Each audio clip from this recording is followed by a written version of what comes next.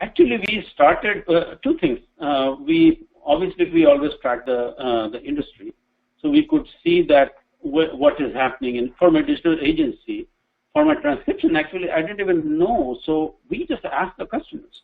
So what happened that now that we have happy customers, we started asking them, say, what are the other services that you are struggling with in this area?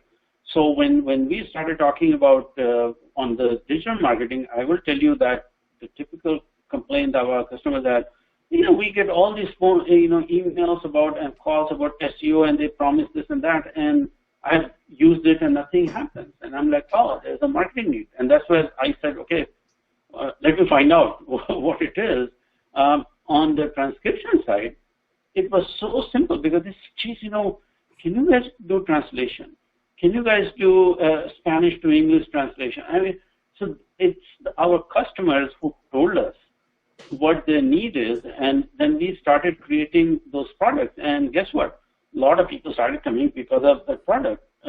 Nowadays, when I started, I was, 100% of my clients came in for strategy and web design. And now that I offer marketing, we get at least 50% of the people who come in straight for marketing. Hey, we have a website, we are doing, but we are not doing well. Can you help us identify what we can do? So when you start to offer more products, and you also get the referrals, right? And those are the absolutely best clients. And that's why I always say doing the best you can for your customer and provide the great customer service is fantastic. I mean, there was one client that actually we designed and we offered to refund the money on marketing because for whatever reason, Google would not index their website. So when you're communicating, and later on I found out that because their URL was wrong, but we didn't know at that time, right? Yeah. So after 3 months, I called him and I said,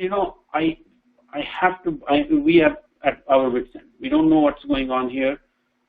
So as a result, maybe we are not the right company to handle it. And I'm happy to refund the money. And the guy said, no, he actually turned down the refund money, if you can imagine. I mean, that's amazing. And then he referred us some customers. Now, later on, we found out what the reason was. So I contacted him and I said, you know what, I think that we have figured out, and if you are not still doing it, I will give it a shot, but I won't even charge you money because we already charged you for 3 months and you've shown no results. And we did, and it worked because finally we knew that what the problem was. So again, even when we had resigned this guy, he had recommended 2 people to us. So that tells you, I think that customers, your customer would know if you are really focused on their benefit, not for your benefit. And then if they know it, it works. In the long run, it works. In short term, you will get some setbacks for sure. You lose some customer and you feel like, oh, geez, that's the money that I'm losing because I'm resigning and all that. But I think in the long run, it works out.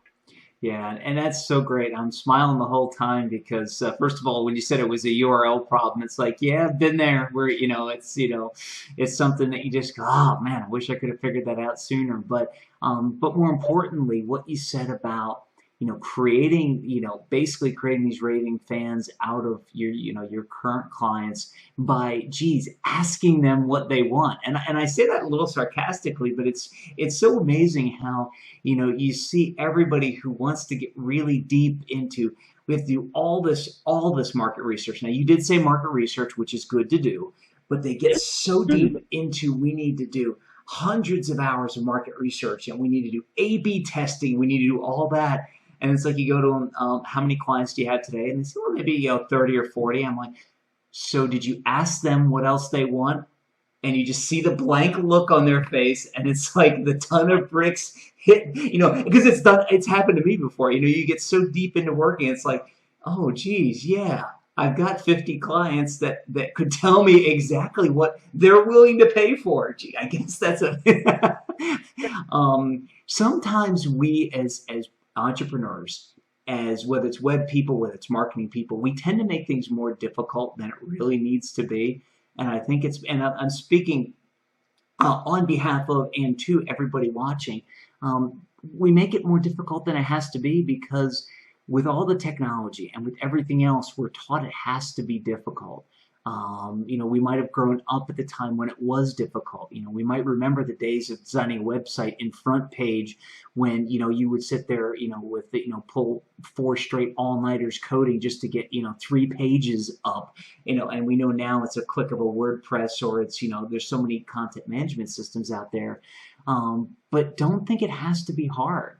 Listen to what AJ. Oh, there's 3 on the Ajay, which that would be 4. But listen to what AJ just said. It doesn't have to be hard. Talk to your current customers. Find out what they want, what they're willing to pay for. Because AJ, I'm going to ask you this: do you find that clients, when they have pain points and they've already had a great experience with you, are more ready to have you help them solve the new pains that come in versus going out and finding somebody else to hire? If you have a client who is happy and they know that you are there for them, if they tell you a pain point and say, well, you know what, maybe we can address that, and they jump, and it's like, oh, really? We have had clients who, a big client, actually $100 million client, who we did the site for, and it just so happened that I ran into the president of that company, and we started chatting. It's like, oh God, this is our big problem, and they are having problem with the positioning.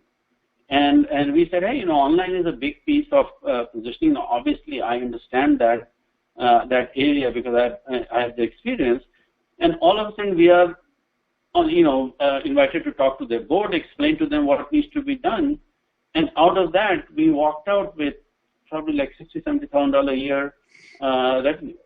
So this is where this is what I'm talking about. When they are taking care of the client, they trust you, then of course you get more business from them. Yeah, and by the way, I gave you a big one, but I cannot tell you how many small businesses we have where from instead of $200 a month, now they are spending $1,200 a month with us because all the other services that we are offering to them. Yeah, exactly. And we could probably do a whole show on how to add products and services. In fact, you and I may have to talk offline since you've been so successful in doing it in this space. We might need to do another episode literally just teaching people, how to look and define, because there's an art and there's a science to the products and services you add on. So folks, stick around. If your friends haven't signed up at VideoContent.Agency or ExpertShowcase.com yet, definitely do that, because I think I'll have Ajay back on, and I think we'll have to talk a little more about that because, like I said, that's a whole topic unto itself. So let's go ahead into the third point about using the current customer base to acquire new customers. To watch the rest of this epic episode now, click on the link below the video. Do it now, you'll be glad you did. Are you still here? What are you waiting for? Watch the rest of this epic episode now by clicking on the link below the video.